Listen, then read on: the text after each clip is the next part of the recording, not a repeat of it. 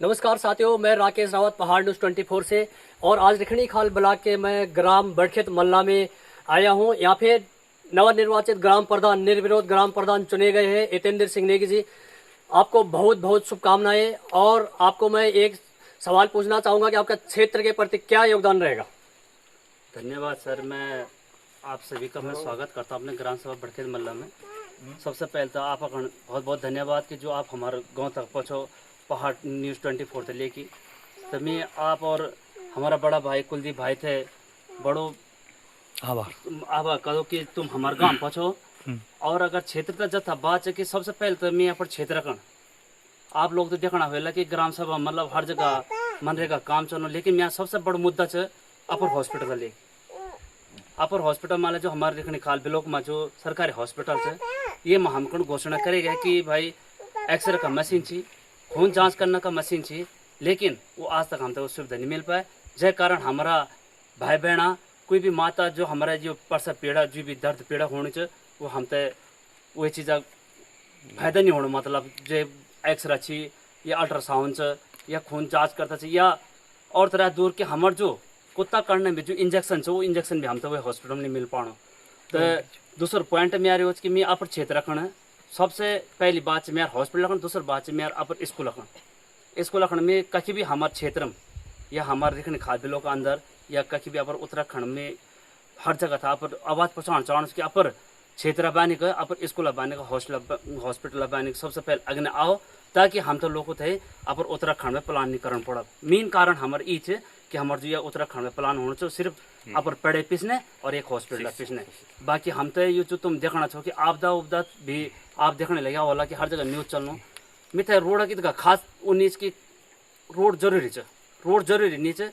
हमारा बेबोल हम भी पाले छो आज तक हमारा बेबोल हम तो कम से कम मेरे ख्याल से 7 या 8 किलोमीटर दूरी बटे गेहूँ पिसा लिया रही। हमारा बुजुर्ग आदमी थी वो तो तुम बता दिया कि हाँ ये सच्ची बात है कि नीचे, लेकिन वो जरूरी नहीं जब तक जरूरी हम तो हमारे स्कूल शिक्षा और हमारे हॉस्पिटल स्वास्थ्य का। आज आपको पहाड़ों का राही कुलदीप रावत जी द्वारा सम्मानित किया गया, तो आपको ये अभियान कैसा लगा? मुझे विश्वास नहीं हो रहा कि कुलदीप भाई मेरे घर पे खड़े।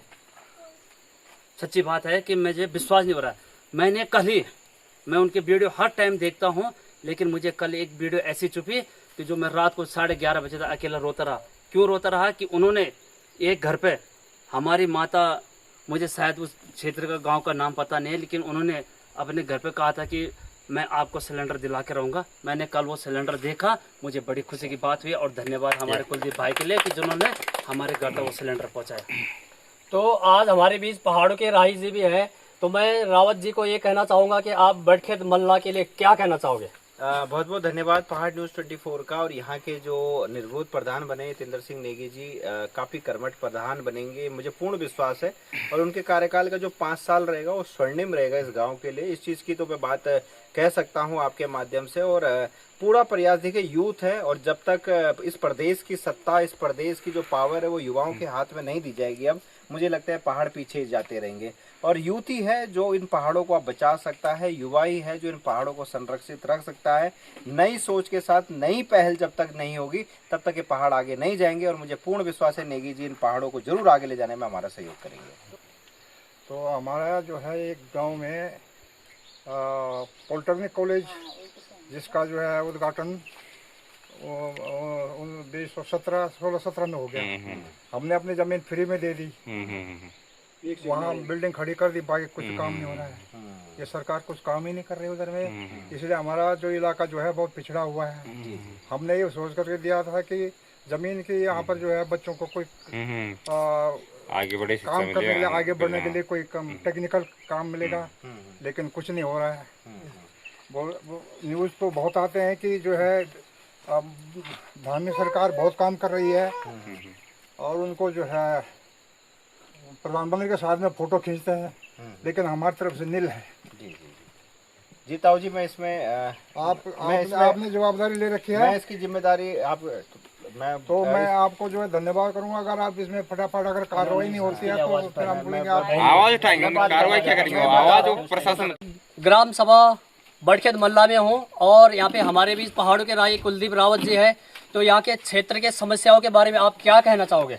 देखिए यहाँ का जो पॉलिटेक्निक, जैसे अभी ताऊ जी ने बताया, ताऊ जी आप मेरी गाड़ी को देखना, मेरी गाड़ी पे बिल्कुल सही गाड़ी थी और मेरी गाड़ी पे जो स्क्रैच लगे सबसे ज़्यादा वो उस पॉलिटेक्निक पे जाने के लिए लगे, लेकिन मैं फिर भी गया वहाँ जो है उस टाइम पे इतनी भयंकर झाड़ियाँ थी, रेवत सिंह रावत जी आए, मेरी गाड़ी पे वो आज तक स्क्रैच है। ठीक है, वो निशानी है कि जब तक वो बिल्डिंग नहीं बनेगी तब तक मैं स्क्रैच भी ठीक नहीं करवाऊंगा, वो तब तक मैं स्क्रैच भी ठीक नहीं करवाऊंगा। बिल्डिंग तो बन चुकी है लेकिन बाकी बिल्डिंग में पॉलिटेक्निक चालू होगा, बिल्डिंग का भी अभी काम आधा अधूरा है। मैंने गया था वहाँ, रेता सीमेंट वहाँ पे टाइलें ऐसी रखी हुई हैं, ठीक है, वो भी आधा अधूरा है। बिल्डिंग का काम तो पूरा होगा ही होगा, लेकिन साथ ही साथ वहाँ पे कक्षाएं भी चालू हो, वो भी मैं वादा कर रहा हूँ कि जब तक मेरे ये चालू नहीं होता मैं अपनी गाड़ी को स्क्रैच भी ठीक नहीं कराऊंगा। और दूसरी बात, आप लोगों के लिए ये हमेशा हम आवाज उठाते रहेंगे। अभी हम ना तो कोई पावर है हमारे पास, हम तो अभी सिंपल एक आम आदमी आप लोगों की तरह, हम आवाज उठा सकते हैं, सरकार को चेता सकते हैं, आंदोलन कर सकते हैं,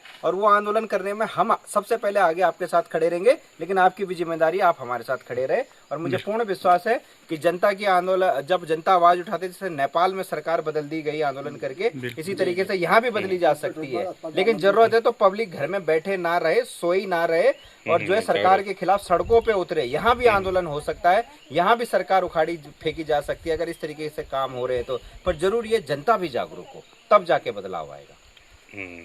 माननीय हमारे विधायक साहब सुन रहे होंगे तो इस बात को संज्ञान में लेना कि बिल्डिंग बन गई, टीचर नहीं है, कहीं बिल्डिंग आधी बनी, कहीं बिल्डिंग बनी नहीं, तो इसको विधायक जी जरूर संज्ञान ले। गुलदार ने खा दिया जो है, कभी नहीं सुना होगा, क्योंकि वहाँ जंगल है ही नहीं दूर दूर तक। ये यखी वेरी जो है, और नेता लोग आना चाहिए खट पर्यावरण ना डाल लगा में, यख डाल लगा वख डाल लगा, नहीं डाल आ जाके हमको नहीं जो विनाशकारी हो बेसी जो है, चाहे खेती बाड़ी तौर पे चाहे जनजीवन पे। आप की गाँव पिछले दारे निकाला साइड एक महिला जो रक्षाबंधन दिन जो लड़की, तो बताओ जो वही बच्चा तक खाएगा जो अगर नहीं हों तो झाड़ी पाड़ी पे तो दूर बड़े दिखे जाने के बाग वाग है ना। तो थोड़ा एक तो आपने इस पे ध्यान देना है। दूसरा, प्रत्येक गांव में ना 2 स्ट्रेचर होने चाहिए। जैसे आपका एक गांव ये खालम ये खालम इमरजेंसी आदमी कब नमर जान ना इमरजेंसी, अब खल्ला तो दीवान बक्सा बन गई, तो भाई वो तो छा ना, तो हमने क्या करना है कि दीवान बक्स से तो है नहीं, तो उठाएंगे कैसे, तो स्ट्रेचर होने चाहिए ताकि खट्ट से आदमी सीधा ऊपर ले जा सके, रोड तक ले जा सके, और उसमें आसानी भी रहती है। ठीक है, तो एक भाई अगर तुम ये चीज आप में मतलब ज्ञान दे रहा था, मैं वो जरूर आप सुझाव दे रहा था उनमें थे जी जी, ये बाने में जरूर प्रयास करो, जब तुम्हें था मिला तो ये चीज भी तुम तक दूरी में रहती। बिल्कुल बिल्कुल, और हम भी ब्लॉक में बात कर ला, ब्लॉक प्रमुख से भी बात कर ला, पर बात मिलना चाहूंगा कि भाई ये चीजें आप इम्प्लीमेंट करो, है ना। और बाकी जो है देखो, शिक्षा, स्वास्थ्य, रोजगार तो ये तो खत्म ही होनी चाहिए ना धीमे धीमे। तो हमें इन चीजों के लिए कि ऑप्शन हमारे पास धरना करना, आवाज उठाना, इसके अलावा तो हमारे पास कोई ऑप्शन बचा ही नहीं है। ठीक है, तो वो हमें करना पड़ेगा। बाकी आपको कोई भी समस्या होती है, ब्लॉक से लेके कहीं भी कोई समस्या होती है, कोई अधिकारी आपकी बात नहीं मान रहा, ब्लॉक में आपके काम अटके पड़े हैं, तो आप हमें बताना, हम वो काम करवा देंगे। बस आप बताना, ठीक है।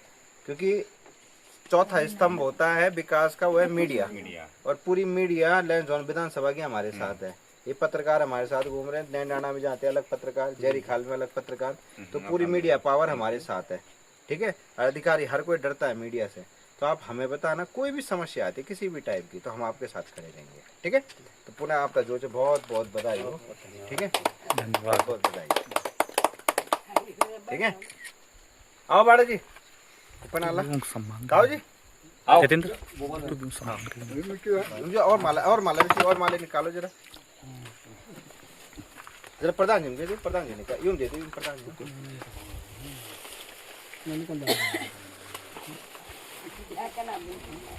बहुत बढ़िया, अब बड़ी तुम हाथ लगाओ जरा, मान लो कर दो, खड़ा हो जाओ।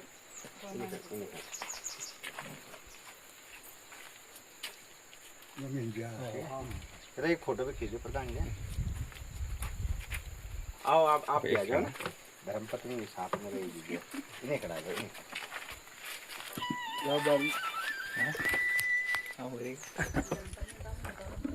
मन डाल दीजिए प्रधान जी का बहुत बहुत स्वागत। ठीक है, अब देखो ये माला रामनगर बेटा यहाँ से, ठीक है, रामनगर बेटा हम घुमाना और माला मुझसे सलामत दे रही है। 5 दिन होगी वो मालूम है, फिर भी बच रही जो चे। तो जब हमारा पैसा लग रही हो, हमारे पैसा मंडी में हो, ठीक है, टैक्स जब हम भर रहे हैं ना, भर भर के टैक्स दे रहे हैं, तब जाके वो बजट आ रहा है। तो वही बजट हमें मिल रहा है, तो उसका ध्यान आपने भी रखना है और ग्रामवासियों ने भी रखना है। नहीं कि प्रधान दिवस तक बजट लिया मैं ग्रामवासी भीतर से ही भगवान तो काफी करल प्रधान जो नहीं भैया तुम्हारे पैसे का काम हो रहा है, तुमने देखना है कि वो सीमेंट का दर डाल रहा है, रेत का दर डाल रहा है, जो ये आपकी जिम्मेदारी है। और एक बार अगर आप कोई काम करा रहे हो तो अगले प्रधान के लिए मत रखो काम कि तू भी यही काम करेगा। एक बार कर दो और वो काम लाइफ टाइम मतलब कम से कम 50 साल तक तो चले। भाई अंग्रेजों का किया हुआ काम भी तो टिका हुआ है, वो भी तो कोई सीमेंट यूज कर रहे थे, वो आज कैसे टिका हुआ है? यानी उनकी मनसा अच्छी थी और हमारी मनसा अब खराब हो चुकी है।